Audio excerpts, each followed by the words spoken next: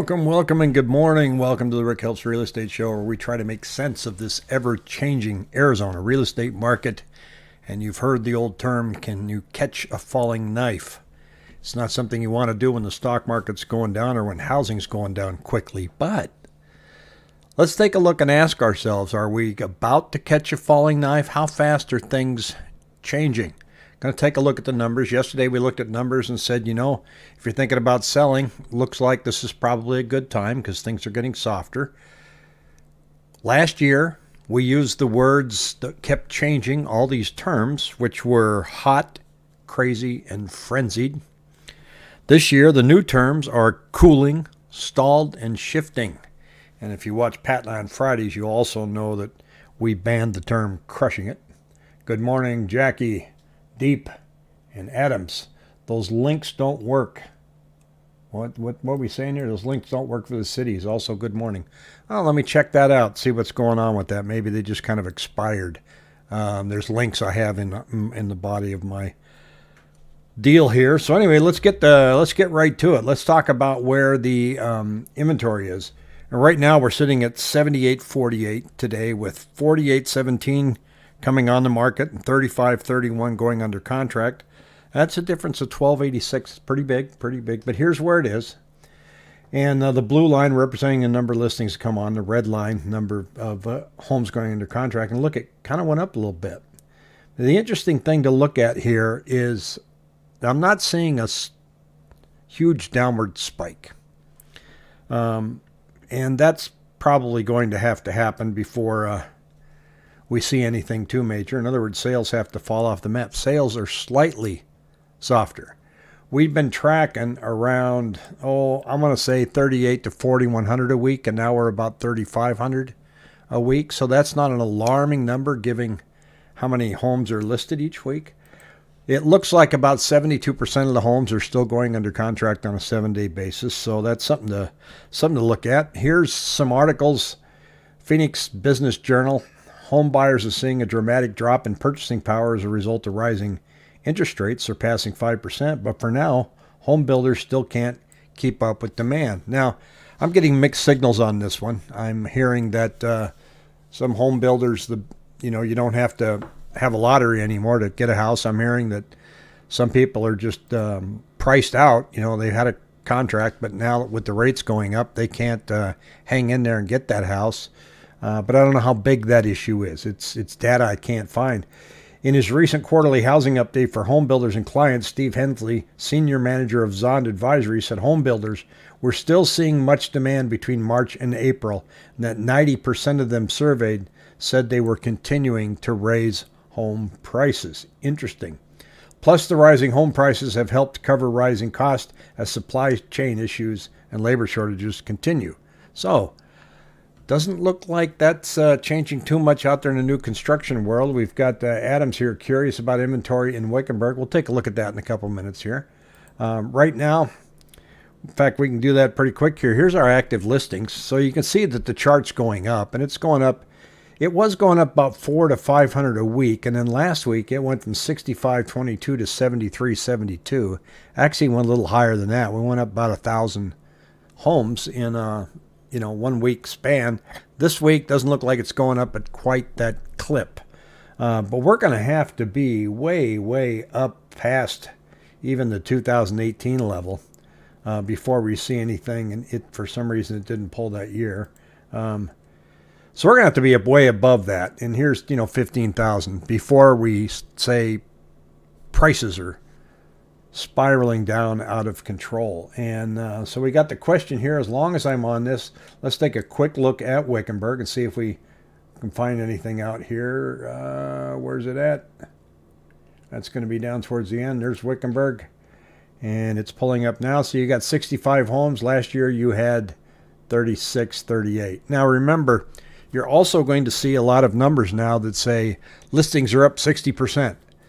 And I always like to say that a large percentage of a small number is still a small number. And Wickenburg, that's a classic example. You had 65 homes, and last year you had 36, so you've almost doubled.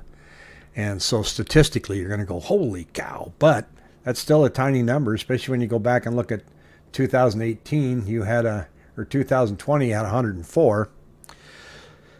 So nothing earth-shattering there. Now, prices. What's going on with prices right now? Well, prices are lagging. In other words, they're starting to come down. These are average list price. So that's going to have to turn.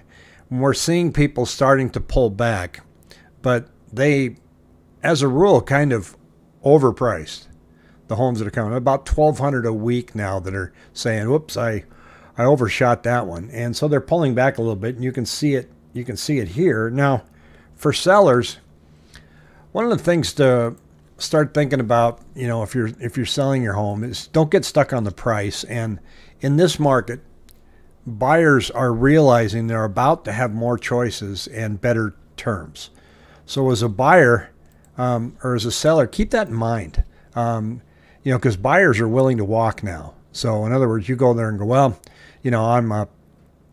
I'm not accepting anything that doesn't bring me an appraisal contingency and waive inspections. Well, the buyers are going to go, see you later, hasta la vista, because they can. Those are the kind of things that are going to happen when inventory increases. So you need to adjust to be a little more flexible in a market like this.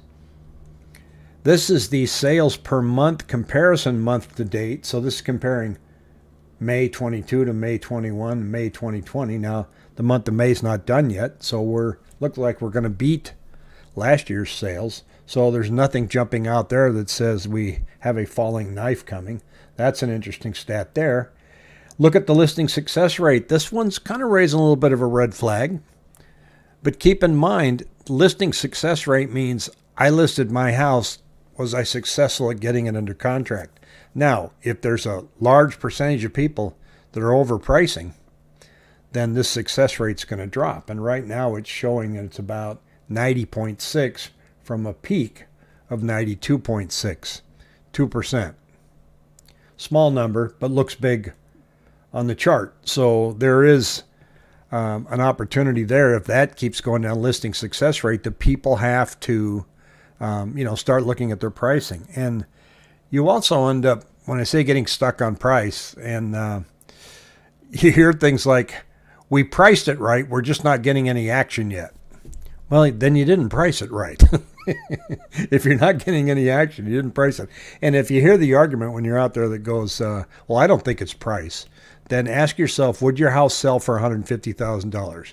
Yeah, in about 5 minutes, then it's price. So you have to find that price. We can research all we want, and we can look at the data, and we can look at comps.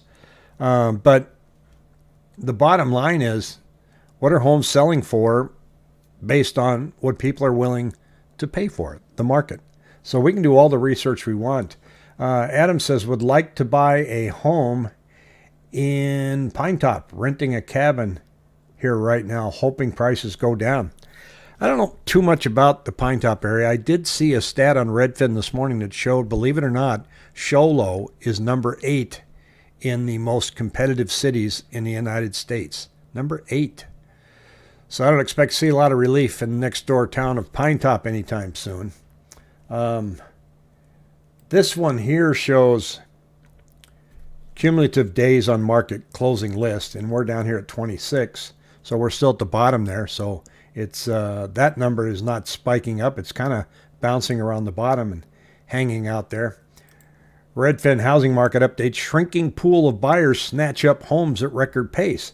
Demand for homes is falling, but homes are still selling fast as the buyers who remain beat rapidly rising mortgage rates. So there is a bit of a rush going out there going, I think rates are going to get higher. I already qualify. Let me get out there and see what I can do.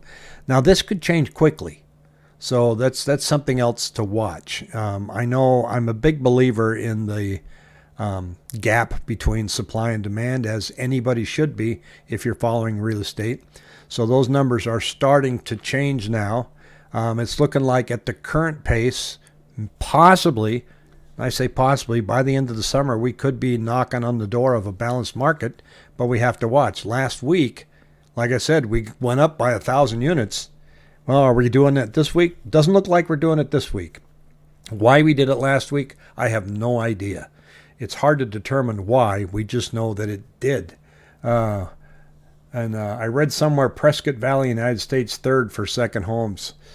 Yeah, I haven't read that number, but Sholo being number 8 in the country, that's kind of interesting. And I don't know if that's just for second homes or people just wanting to get out of the valley and locate up there. Now, every state in the union, you get on Facebook groups, every state is blaming their home prices on California. California's not that powerful, folks. They wish they had that kind of influence. Now, they're trying to put a bill out there, get this, to implement a 25% tax on home flippers. You buy a house, fix it up, put it back on the market. They want to tax you 25%, hoping that that will help with inventory. Not sure. I mean, anytime they get in and slap a new tax on, yeah, you'll definitely kill the flipping market. But is that going to help with inventory? Because some of the homes that they buy, you wouldn't be able to qualify and get an FHA loan on it because it needs so much work to be done. So, but places like Open Door and OfferPad, they're just going to leave the market. Just bye, we're out of here. They're actually putting homes on the market. They're buying them, fixing them up, putting them on the market. It's the big institutions like BlackRock that are buying them and hanging on to them, and that legislation isn't addressing that issue at all. Jackie says, I know our entire office is reaching out to past clients saying if you thought about selling, now is the time. This might be happening across the board. And Thomas says, is that different from a capital gains tax? Yeah, it is. It's just kind of I'll call it an excise tax. I don't think it's got any legs. I just saw that it was being proposed. I would believe that there's a lot of brokerages calling people and saying, we don't know if this is the top, but we do know that right now things are still good. But there's some numbers out there that are looking like this could change. So we may have a little bit of a sweet spot here where you can go ahead and list and have a pretty high success rate in listing your home. And as Adams, I get calls daily asking to buy my home, but they lowball you. There's just banks and banks of investors, private investors, corporate investors, asking to buy your home. I know there was one brokerage that I worked for, and one of the trainers would teach us how to make phone calls. And one of the terms was, and tell me if you've heard this, well, don't you like realtors? And I just wasn't a big fan of cold calling because hardly anybody picks up their phone now when you call them. And they, if they don't know the number, they don't even answer. So I did have some success in leaving a voicemail once, and somebody actually called me back, and I sold their home. So you never know what's going to happen. I think you're going to see more and more of that. Investors are really trying to ramp up now so they can turn things quickly. So they still have a nice 3 to 6 month window, I think, and so they may try to get even more out of this business. And before things do, what were the terms here? Cooling, stalled, shifting. Those are the new buzzwords for 2022. So I hope that helps. Have a fabulous Tuesday and take on the rest of the week. See you tomorrow.